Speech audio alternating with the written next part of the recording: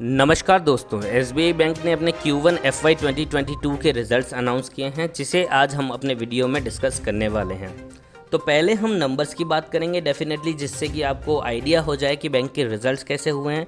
उसके बाद में नंबर्स ख़त्म होने के बाद में अंत में हम आउटकम की बात करेंगे कि इन रिज़ल्ट का आउटकम कैसा रहा, हमें क्या टेक अवे, इस रिज़ल्ट से क्या टेक अवे है बेसिकली हमारा, इसके बारे में हम अंत में बात करेंगे। तो वीडियो को अंत तक ज़रूर देखिएगा। वीडियो अच्छा लगे तो वीडियो को लाइक ज़रूर कीजिएगा। इस तरह की अपडेटेड वीडियोस के लिए हमारे चैनल को सब्सक्राइब करना ना भूलें, बेल आइकन को ज़रूर क्लिक करें, जिससे कि आपका आने वाले सारे वीडियोस की नोटिफिकेशन समय पे मिल सके।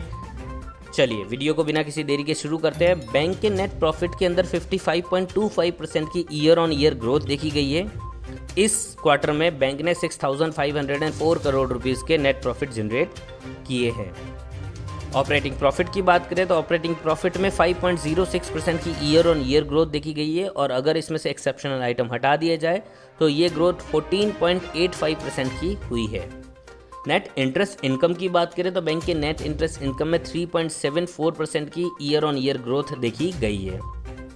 यहीं पर टोटल डिपॉजिट की बात करें तो बैंक के टोटल डिपॉजिट 8.82% के हुए हैं, जहां पर करंट अकाउंट के अंदर 11.75% की ग्रोथ देखी गई है और सेविंग अकाउंट के ऊपर 10.55% की ग्रोथ देखी गई है। बेसिकली ये काफ़ी अच्छी बात है, बिकॉज CA&SA यानी कि CASA मतलब कासा रेशियो जो बैंक का होता है, करंट अकाउंट सेविंग अकाउंट का रेशियो, ये जितना ज़्यादा हो उतना अच्छा होता है। बिकॉज कासा रेशियो जितना ज़्यादा होता है बैंक की प्रॉफिटेबिलिटी उतनी ज़्यादा होती है, क्योंकि करंट अकाउंट के अंदर बैंक को कोई भी तरीके का टैक्स इंटरेस्ट नहीं पे करना होता है, एंड सेविंग अकाउंट के अंदर जो इंटरेस्ट नंबर होता है वो बहुत ही कम होता है। तो बेसिकली ये एट द एंड बैंक की प्रॉफिटेबिलिटी को बढ़ाता है, क्योंकि एक्सपेंसेस बैंक के कम हो जाते हैं। डोमेस्टिक ग्रोथ की बात करें तो ये 5.64% से ईयर ऑन ईयर लेवल पे ग्रो हुई है, जहां पर retail loans and agriculture loan सबसे ज़्यादा बड़े हैं। रिटेल लोन के अंदर अराउंड 16.47% की ग्रोथ देखी गई है, एंड होम लोन के अंदर अराउंड 10.98% की ग्रोथ देखी गई है। बैंक के NPAs की बात कर लेते हैं। नेट NPA के अंदर भी यहाँ पर 9.9 बेसिस पॉइंट की ईयर ऑन ईयर लेवल पे गिरावट देखी गई है। 1.77% का नेट NPA रहा है, और ग्रॉस NPA की बात करें तो यहाँ पर 12 बेसिस पॉइंट की गिरावट के साथ में ये 5.32% के ऊपर रहा है।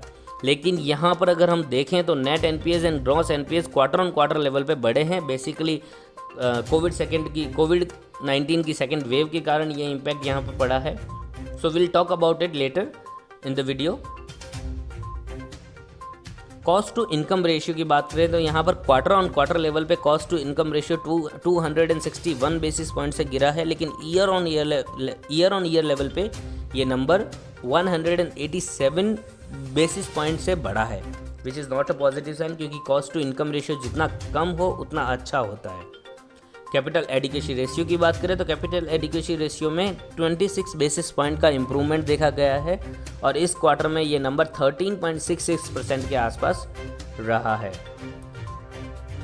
बैंक के कासा रेशियो की बात करें तो कासा रेशियो में ईयर ऑन ईयर लेवल पे 63 बेसिस पॉइंट की इम्प्रूवमेंट देखी गई है, और इस क्वार्टर में कासा रेशियो 45.97% रहा है। चलिए ये तो हो गए नंबर्स। अब नंबर्स के बाद में हम बात कर लेते हैं कि टेक अवे क्या है, इस रिज़ल्ट से हमें क्या सीखने को मिलता है, रिज़ल्ट्स कैसे रहे।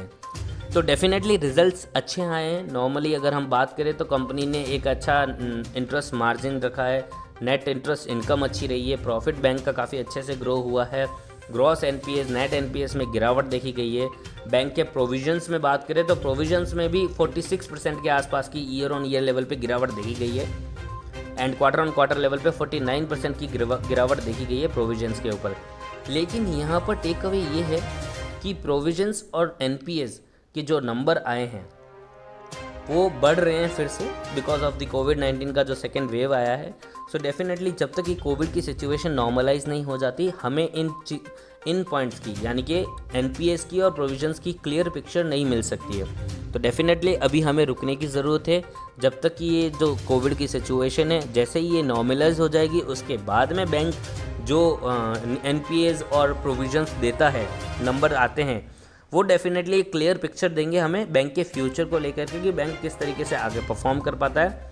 बट हाँ, जिस तरीके से बैंक ने कासा रेशियोज़ बढ़ाए हैं, जिस तरीके से बैंक की लोन बुक बढ़ रही है और जिस तरीके से बैंक के इंटरेस्ट एंड प्रॉफिट्स बढ़ रहे हैं, डेफिनेटली ये एक अच्छा पॉजिटिव टेक अवे है इस बैंक के Q1 के रिजल्ट से।